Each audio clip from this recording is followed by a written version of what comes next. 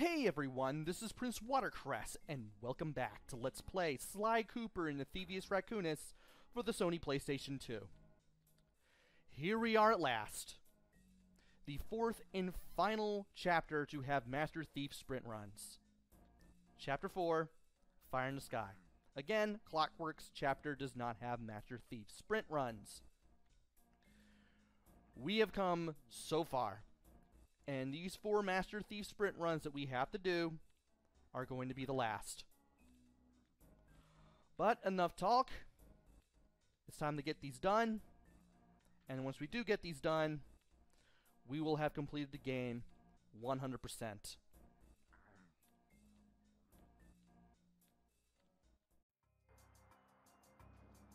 A Perilous Ascent.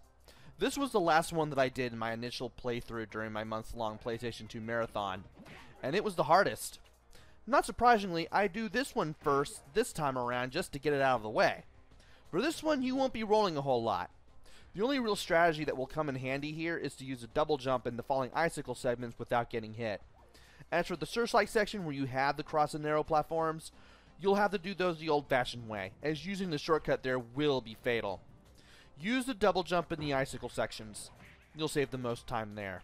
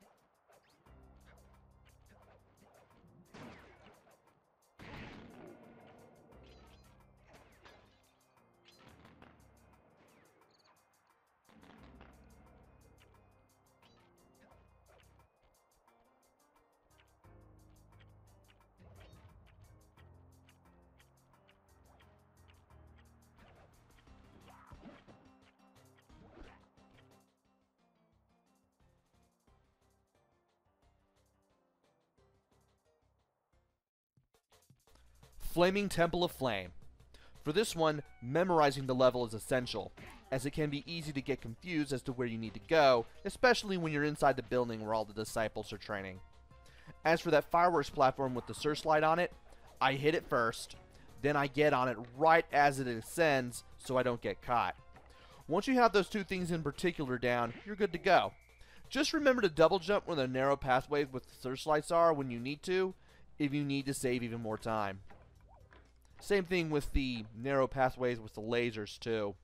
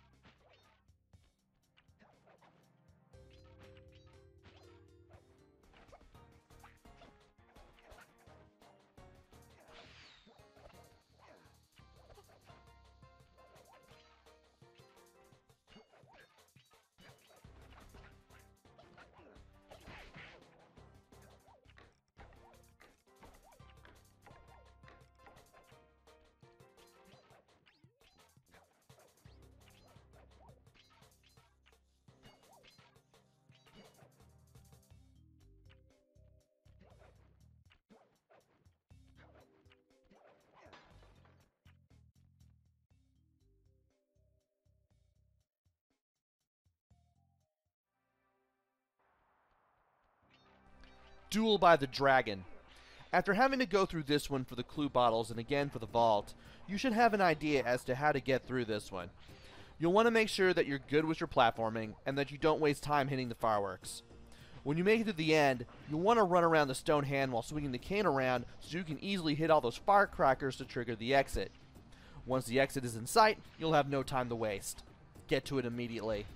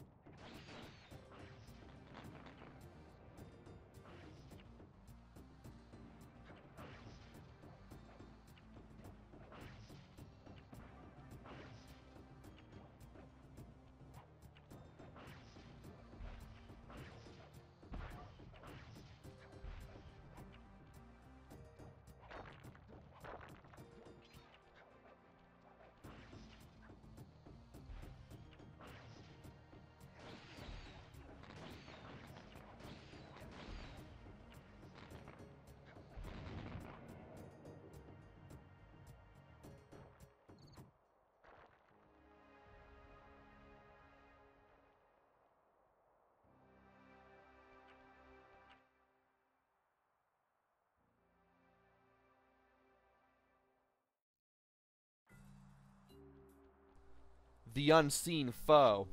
Ah yes, the last one. This is the one Master Thief sprint where the power to turn invisible gets the chance to shine. Don't forget that you can press the circle button to go invisible when you need to, especially when you have no way of avoiding a laser or an enemy spotlight. As for the conveyor belt you have to run against to defeat the enemy at the end, get on the conveyor belt and move forward as the enemy moves his spotlight to one side. Once you're close enough, jump forward and whack him. For the drop at the end, there is a shortcut where you can go into the middle at one point and then double jump forward to get to the exit, but I take the safe way here. And with all that, we have 100%. Enjoy the rest of this run and enjoy the developer's video that comes afterwards. Be sure to pay attention to it as things are different colors and some enemies and objects have different appearances due to all the footage coming from a pre-final version of the game.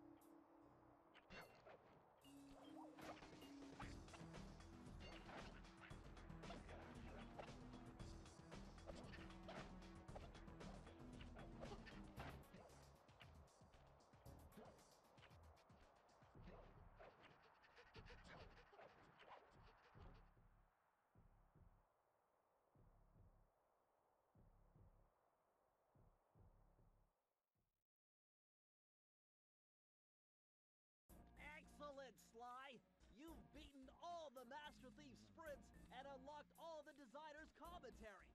Check out this fascinating behind-the-scenes movie.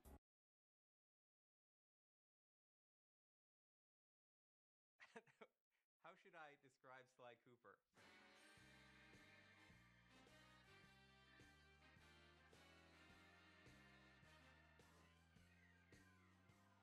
He's charismatic, Suave, debonair, Cool, slick, fast, stealthy, athletic. He's a daredevil. Sly Cooper is charming thievery. We started with the idea that we wanted to do an action game where the primary character was a thief.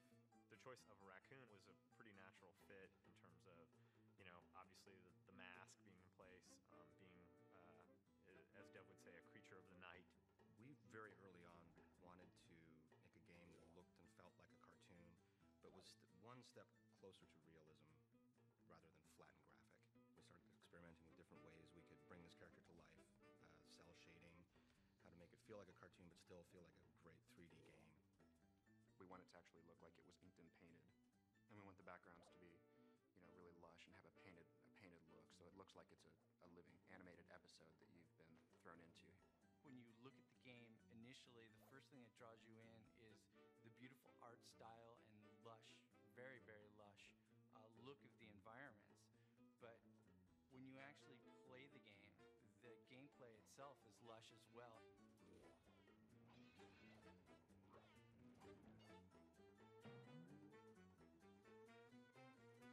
original conception of the Sly character was a much more realistic raccoon, chubby and not quite as lithe as the character is now, and it kind of evolved as we went along. Once we got to that part where he kind of evolved into what he is now, my main job was to take him and try to put every bit of thiefiness into him that I could. He was kind of tiptoeing, and he's really like rearing back to like ease his foot forward, trying to keep all his weight back so his foot falls softly on the ground, and really try to hone his personality through subtleties in the movement and really try to push the thiefiness. Is we wanted Sly to feel really agile. We wanted him to feel like Sly could do the most amazing physical feats. You want to let the player of the game feel like they're a thief. Not like a real thief, like you wish thieves were.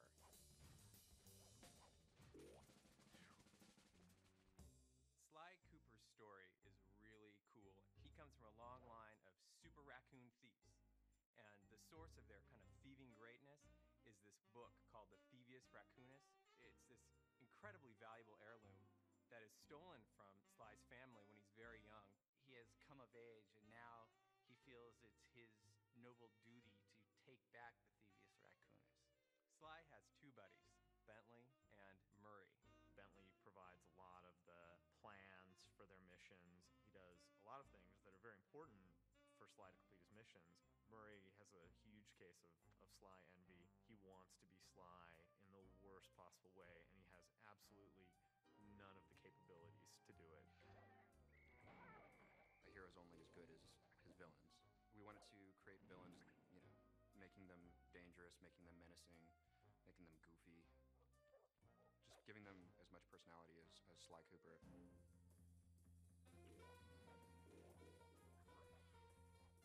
It's a super high bar being in the action-adventure category. I mean, all of the greatest games, the best games that are out there are all action-adventures.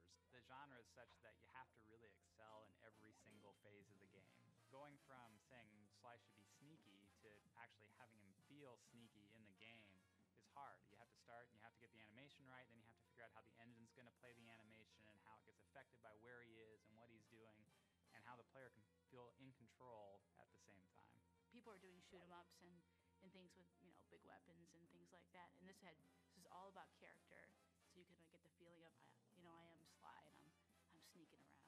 Anytime we can exploit anything in the environment, build it in a way that, you know, as Sly's running over, it might seem more stealthy. We completely exploit that. And our golden rule is whatever is thiefier wins. If you want to make a game that looks different, the PS2 gives you the opportunity to do that. As a programmer, It has a ton of tools for solving all sorts of different types of technical problems. A big focus for us has been in getting our tool set to the point where the artists were really unconstrained. Artists will come to us with, they want the game to look this way, or boy, can we have a line around all the characters, the cell shading that we do, or how can we do the lighting models so that things that are bright have certain colors on them. And they have a lot of really cool ideas, and I and the other people on the programming team work on trying to get the technology put in place so that we can make those ideas happen. What we were able to do was put together our own lighting algorithm in the vector units and then do the same thing for the cell borders that we put around all our characters. We could get it to all run super fast and have it all look different than other games. That was really our goal from the start, was to have a game which looked different. It's been an interesting process building a team to build a game like this. It's been great working with such a dedicated group of people. I've never really ever worked with a group I think as hardcore as this. It really does require unbelievably talented artists, unbelievably talented programmers, and unbelievably talented designers. How you doing?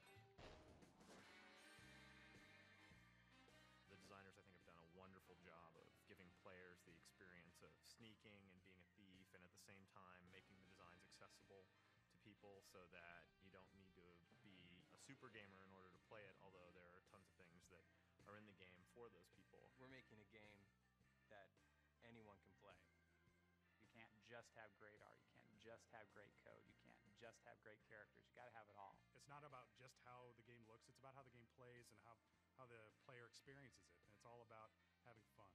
You can make a really cool character, but if he's not fun to play, it's not worth doing. Sly is cool, he's collected, he's adventurous. Sly is Sly. It is not a misnomer.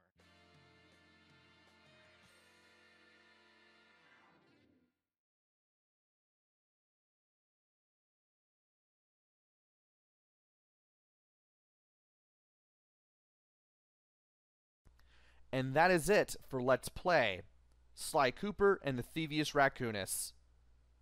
Hope you enjoyed watching this as much as I enjoyed making this. I know that this was a bumpy ride for a bit, especially at the beginning, but I was learning as I went. Never gave up on this, and I had a lot of fun making this one, and it was glad to 100% this game again. This is definitely not going to be the last PlayStation 2 Let's Play that I create. There will be others. In the meantime, though, this is still a fun game to play. If you want my thoughts on the game, you will have to go back to when I beat the main game, the main story, and see what I said about the game during the credits. Still a fun game, this one. But as I said, this is the first Let's Play of a PlayStation 2 game. It is definitely not going to be the last. I know it was a bit of a bumpy ride, especially at the beginning, but I got things down quite a bit by the time I wrapped this one up. And this has been Let's Play Sly Cooper and the Thievius Raccoonus. Hopefully I'll be back with another game. Maybe it'll be good, maybe it'll be bad, maybe it'll be in between, who knows. Until then, this is PrinceWatercress. Take care, stay safe, thanks for watching, and see you guys later.